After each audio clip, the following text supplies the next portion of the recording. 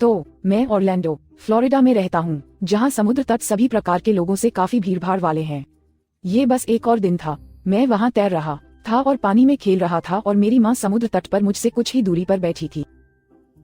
और मैं इस अनुभव को कभी नहीं भूल पाऊंगी। क्या मेरी बिकिनी का निचला हिस्सा खो गया है? जाहिर है, हुआ ये था कि जब मैं तट की ओर ऊपर नीचे तैर रहा था, तो जब भी मैं लहरों के करीब पहुंचता, तो उछलकर किनारे पर गिर जाता और लहरें टूटते ही वापस रेत पर गिर जाता।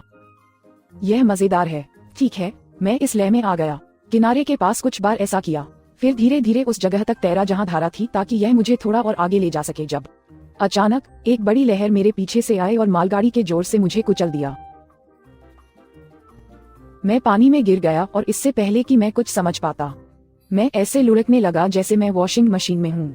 यह मुझे किनारे पर ले गया जहाँ मैं सांस लेने के लिए हौंफ रहा था। मेरे बाल रेत से भरे हुए थे, मेरी नाक नमकीन पानी से भर गई और मेरी गांड नंगी हो गई। मेरी बिकिनी नीचे से फिसल गई। बेशक मैंने बिकिनी का बड़ा साइज इसलिए चुना क्योंकि यह ज्यादा प्यारा था, लेकिन मेरी सफाई में ये तब की बात है जब मैं बहुत छोटी थी। मैं एक दुबली पतली बच्ची थी और उस उम्र से गुजर रही थी जब कुछ भी ठीक से फिट नहीं होता, इसलिए बड़ा ज्यादा स्टाइलिश साइज चुनकर यह अंततः फिट हो जाएगा। मुझे इस बात का तुरंत पता भी नहीं चला क्योंकि मेरे बगल में कुछ लोग थे जो किनारे पर बह गए थे। वे हंस रहे थे और अपनी आंखें साफ कर रहे थे। मुझे तभी पता चला जब मैं पानी से बाहर निकली और मेरी बिकिनी का निचला हिस्सा गायब था। और ध्यान रहे, यह एक सार्वजनिक समुद्र तट था, इसलिए आसपास काफी लोग थे। तुरंत यह एक अजीब क्षण था, इसलिए मैंने वही किया जो मेरे दिमाग में आया। मैं पलटा और सीधे पानी में भाग गया। उम्मीद है कि कोई नहीं देखेगा।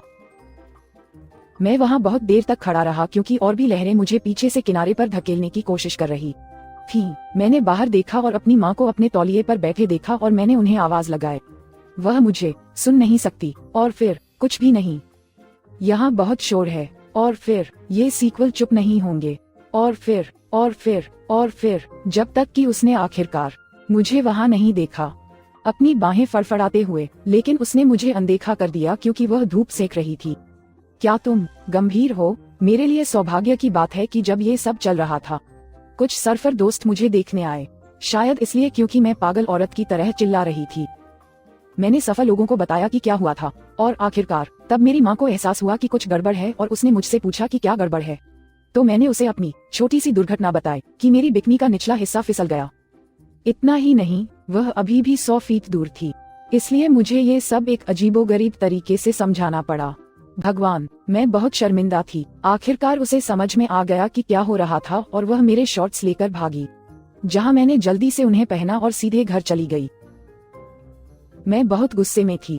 अगले दिन हम समुद्र तट पर वापस गए और मैंने एक नई बिकिनी खरीदी जो वास्तव में मुझे फिट थी और एक पीस थी। ऐसा लग रहा था जैसे मुझे समुद्र के सामने कुछ साबित करना था। मुझे इस बात की भी परवाह नहीं थी कि यह सुंदर है या नहीं, जब तक यह मुझे फिट हो और यह फिसलने वाली नहीं थी। मैं खुश थी। तो मेरी कहानी का सबक ये है कि बच्चों, एक ऐसी बिकिनी खोजो जो फिट हो। भले ही यह प्यारा न हो, लेकिन ये किसी सार्वजनिक समुद्र तट पर नग्न होने से बेहतर है। यह एक ऐसा अनुभव था जिसे मैं कभी नहीं भूल पाऊंगा।